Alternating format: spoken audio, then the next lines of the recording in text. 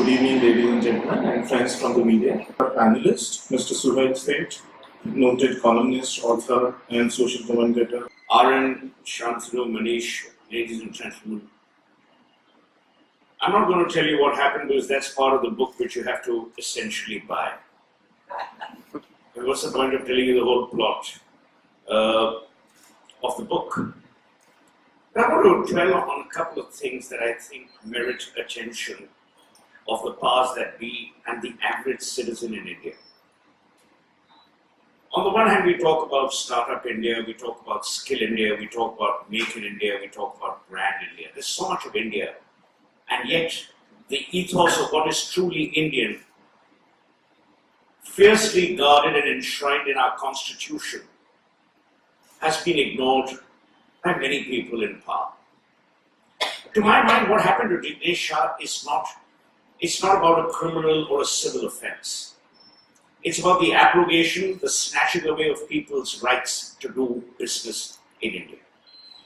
Where policy flip-flops occurred, where people in power took it upon themselves to almost emasculate an entire system which was born on the back of entrepreneurship, which was born on the back of technology, of insights, of creating world-class products out of India. The tragedy with our country is whatever we do well, we immediately want to bring it down. That's the problem of our country. We erect statues only so that pigeons can do whatever they have to do on it. We create brands and then we treat them with such disrespect and keep them in disarray. To my mind, that is the story of Jignesh Shah. Where an Indian has been let down by India, where an Indian has been let down by the rule of law, where an Indian has been let down by policy flip-flops, and we've seen these policy flip-flops. The gentleman who occupies the highest office in this country was responsible for creating retrospective taxation. 1963. What happened after that? Did Vodafone come back and invest? Not one penny. Did AT&T want to invest? Not one penny. Why do we do this? It's important for books like this to be written. Because I have to say this, the narrative in the media is also angular and skewed. The media in India is as free as it chooses to be. The stories that have been put out on Jignesh completely obliterate the truth. They are a smokescreen written by people who have fertile minds and vicious agendas. That's not reportage. That's having potted plants every day as part of your newspaper. A book is written, and the book that Shantanu has written merits attention not just by us as citizens, but by the people who create and run policy making, by people who go out and attract investment, by people who say that, wow, we're a great country to do business in. By the way, we are.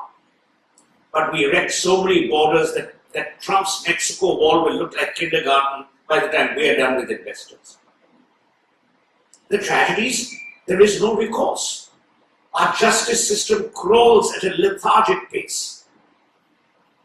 And Amartya Sen brilliantly puts it in a seminal book called The Idea of Justice. He says ultimately justice is about fairness. Niti is process, Nyaya is justice. Ultimately, justice is about fairness. Have we been fair to Jignesh? I remember I was amongst the first few people who wrote vicious articles against Jignesh. I tweeted viciously also because I didn't know the truth. Which also tells you a lot about the way we tweet, which is stupid. I mean, I'm admitting it. But when I read what I did, when I went through all the stuff in the book, I realized that we were actually being given to understand that something happened which in reality didn't. What do these things signal to people? Two things. Number one, it deters young people from starting out on their own. Number two, it prevents people from investing in their own motherland. Then they'll go out and invest. They never know when the goddamn policy will change, when people will go to jail, when people will come out. Our investigative agencies, to my mind, mostly are flawed. They take forever to, investigate things. So in a country where you have policy flip-flops and you don't have the guardianship of the law, you are creating a lethal concoction. Because neither does the justice system safeguard your rights as a citizen, as an entrepreneur, as a businessman, nor does the government honor its commitments on policy. So what does a person do? You frustrate and stagnate fertile minds if we continue to behave the way we do. Modi, to my mind, is a blessing. But Modi also has to unshackle a huge bureaucracy, which to my mind is cancerous at its core. You see, politicians have to win elections every 5 years. Some of the clowns in the bureaucracy can continue for the rest of their lives. Where's the accountability? You had finance ministers in the past, and I don't want to mention names, you can read them in the book, who've had agendas. So, what does it do and what signals do we send to young people, young minds who, inspired by the idea of India, want to carve a niche for themselves? Jignesh Shah used technology. He didn't use farmers' land and usurp buildings and commercial plots. He used technology to bring about change. What are we supposed to do?